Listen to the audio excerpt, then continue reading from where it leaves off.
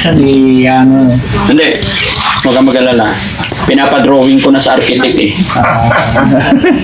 Kasi idadaan natin sa may mga feng shui.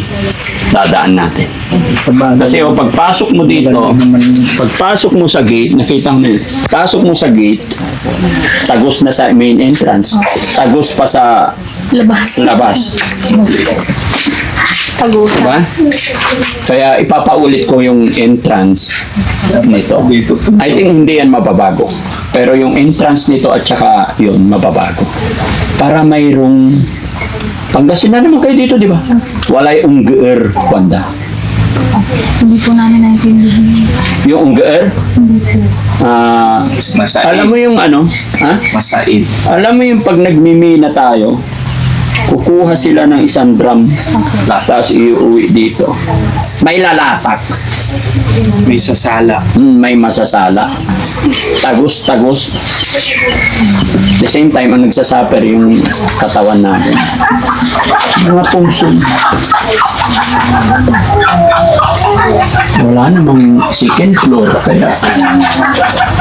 Kaya lang, yun lang. Hindi ko lang may papangako kung matatapos ko, pero ang tatapusin ko dito flooring. Pwede naman in the following day. Pero sige, tatry natin na maiayos.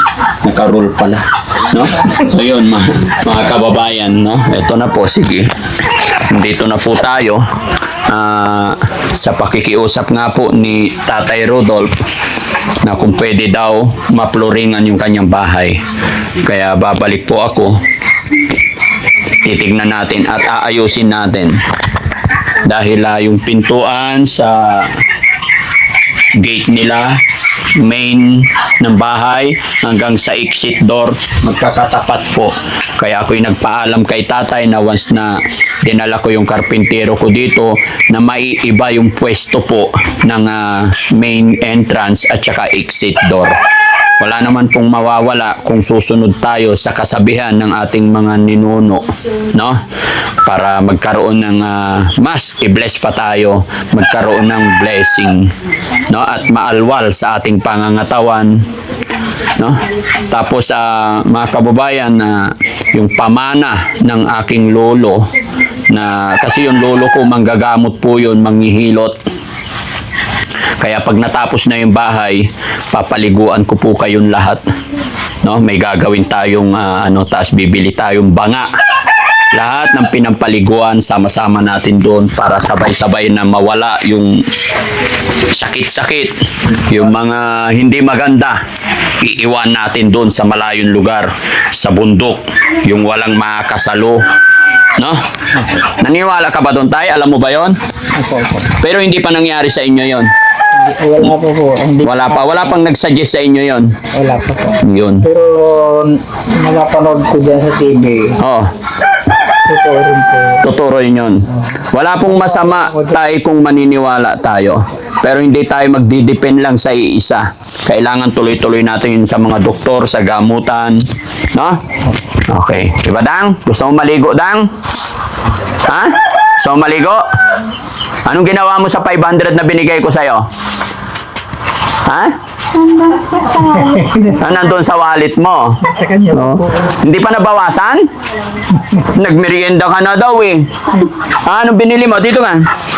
Wow, mag-swing-swing. Ay, bakit? Putol na naman yung tsinelas mo. Kapuputol ng kanina. Kapuputol lang kanina. Oo. Na? Kahit nakaklibi ka lagi. Ha? Yeah, taas mo lagi. Ha? Okay? Yung unang pihirapan niya yung siguro. Yung unang pera. So, ibig sabihin, maingat din siya sa pera niya. Nagtatago rin siya ng sarili niyang pera. O, sige, pagbalik ko, bigyan kita ulit pag naubos na yung binigay ko. Ano? Okay?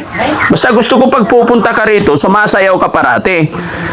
No? Wag muna ngayon kasi pag sumayaw ba, mabinat na naman ako. No? Si Sam kasi pasayaw ng pasayaw sa akin eh. Hindi ako mahilig sumayaw, mga kababayan. Opo.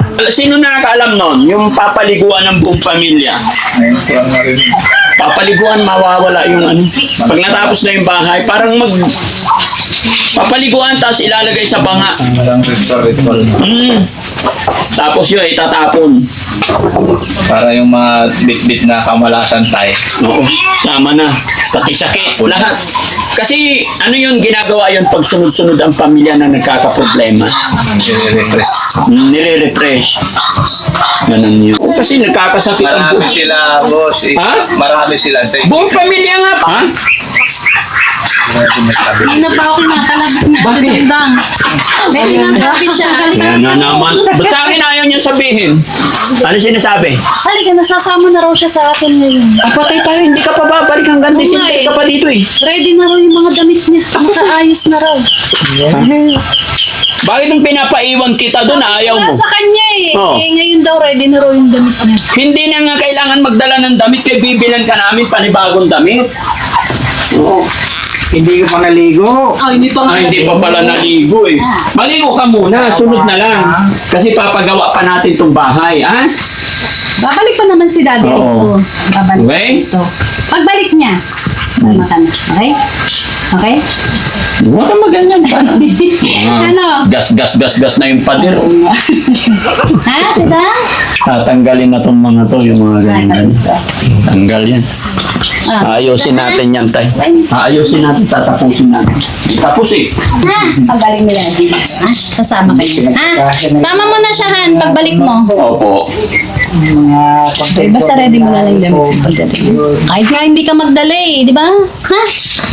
Okay? Bili ko rin ng photo. Ngayon na. Ngayon na raw. Ano, ngayon na daw. Hindi magulit talaga eh. Ikaw eh, pinapaiwan na kita Babalik, nun eh. babalik ka naman Kasi sila. may kwarto ito. Walang kwarto yung bahay ni tatay eh. Wala talaga, no? Bukas Wala lahat. pa. Bukas lahat. Oo, kasi, Open. kaya nga hindi mo, ay, excuse me, hindi ko alam kung saan ang kabalyanan. Kasi ang plano ko dito, daddy, diretso itong division na yan.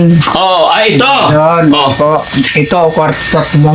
Oh, tapos, Ito, may sara dito.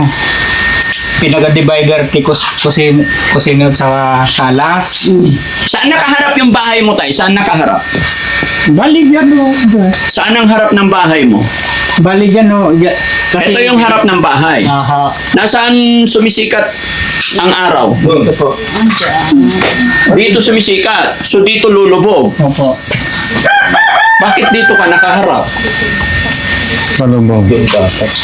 Hindi, ang plano ko naman dito, pag nakubong na ito, gagawin ko ng pinaka-bubong dyan, doon ang labas. Oo. Pag ano ng labas ng bahay, pag ano, labas ko doon. Paikot. Pero ang nangyari, ito ang entrance mo. Tapos yun yung gate mo tayo, tapat na tapat. Tapos dito rin ang exit.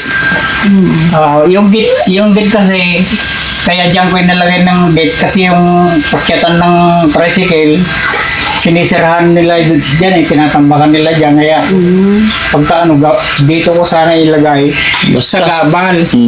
Si Puriman na lang, papakita ko talaga kay Puriman to kasi kahit ako naguguluhan ako dito. Pero ang plano ko dito talaga, ay dito ang ano, open. Oo. Dito. De, tutuloy natin, tay. Dito, tutuloy natin yung plano mo.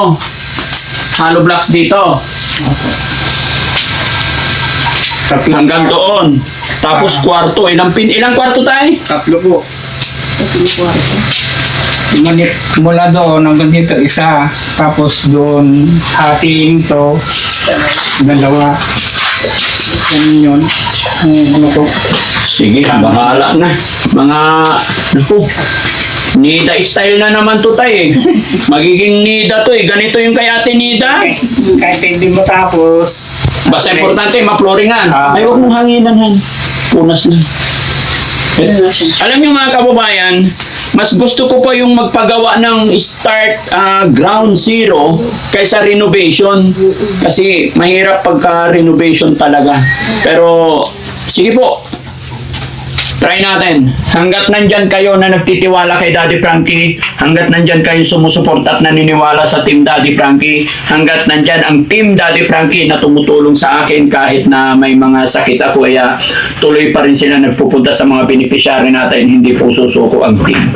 Kahit na may mga schedule na po kami papunta sa ibang lugar, pasisimulan ko to. Pwedeng gumalaw ito kahit wala si Daddy Frankie. Kaya yun, sige, abangan na lang natin mga kababayan kung ano ang magiging outcome ng bahay na to. Kasi sorry sa word na sinasabi ko kay tatay na hindi ko talaga mawari kung nasaan ang entrance, pintuan, nasaan ang gulo-gulo. Kaya sabi ko kay tatay, mangingialam ako, iaayos natin. Sa tulong at gabay ng Panginoon at syempre sa suporta ni Mami Rochelle. Mami Rochelle, isang kiss naman yun. Joke lang. Ayan. Kaya malakas na tayo mga kabayan. Maraming salamat and God bless po. Mabuhay po tayong lahat. Let's go! Daddy Frankie.